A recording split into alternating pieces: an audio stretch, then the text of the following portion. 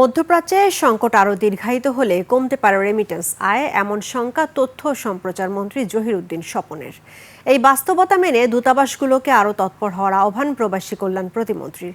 শীর্ষ রেমিটেন্স আহরণকারী ব্যাংকগুলোকে পুরস্কৃত করতে centre for non resident Bangladesh আয়োজিত অনুষ্ঠানে এসব কথা বলেন তারা। বিস্তারিত সাদ্দাত হাবিবি সেতুর রিপোর্টে।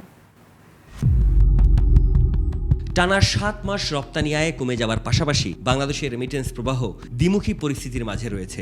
২০২৪-২৫ অর্থবছরে যখন দেশের রেকর্ড পরিমাণ রেমিটেন্স প্রায় ৩২.৮ বিলিয়ন ডলার এসেছে, একই সময়ে মধ্যপ্রাচ্যে চলমান ভূ রাজনৈতিক অস্থিরতা দীর্ঘমেয়াদে এই আয়ের উপর ঝুঁকির ছায়া ফেলছে।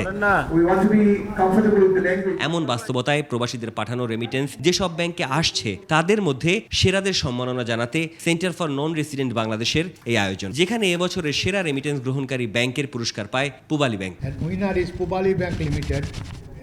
মধ্যপ্রাচ্যে চলমান যুদ্ধ ও অস্থিরতার পাশাপাশি সামনে আসে বিদেশে বাংলাদেশি দূতাবাসের ভূমিকা, বিশেষ করে বিপদে পড়া প্রবাসীদের দ্রুত আইনি সহায়তা ও কর্মসংস্থান সুরক্ষায় সক্রিয় করার ইস্যু।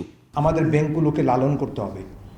জোচ্চোরদের আশ্রয়স্থল যেন ব্যাংক না হয়, লুটেরাদের আশ্রয়স্থল যেন ব্যাংক না হয়। আমাদের দূতাবাসগুলো নাগরিকদের প্রতি যে একটা দায়বদ্ধতা কিংবা তাদের রেসপন্সিবিলিটি, যে আমার দেশের নাগরিক এখানে আছে, তাদের একটা অসুবিধা, একটা সমস্যা, যে র্যাপিড রেসপন্স করা কিংবা দায়িত্বশীল ভূমিকা নেওয়া, সেইটা আমরা খুব কম দেখেছি অতীতে। একটা পারসেপশন আছে যে বাংলাদেশ হাই কমিশন যেসব দেশে আছে, আমাদের এমবাসিগুলো ঠিকমতো তারা কাজ করে না বা সেবা দিতে পারে না, তাদেরকে এম্পাওয়ার করা হয় নাই, তাদেরকে সেই ক্ষমতায়নটাই করা হয় নাই। স্পষ্ট করেই এই মঞ্চ থেকে বলা হয় যে দেশের রিজার্ভ ও অর্থনৈতিক স্থিতিশীলতা টিকে আছে মূলত রেমিটেন্সের উপর ভর করেই। আমাদের তো ধরেন গার্মেন্টসের এক্সপোর্ট আর ধরেন রেমিটেন্সের টাকা, তো গার্মেন্টস কিসের উপরে দাঁড়িয়ে আছে আমরা তো সবাই বুঝি। মধ্যপ্রাচ্যের যুদ্ধের সংকট যদি খুব দীর্ঘায়িত হয়, এখানে কিন্তু এটা ঝুঁকির মধ্যে আমরা আছি। ফলে আমাদের বৈদেশিক মুদ্রার উৎস কিন্তু দুটোই খুব টলটলায়মান।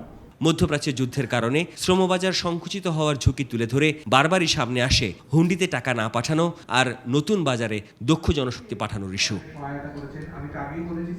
সাদ্দাত হাবিবি সেতু, ২১ টেলিভিশন, ঢাকা।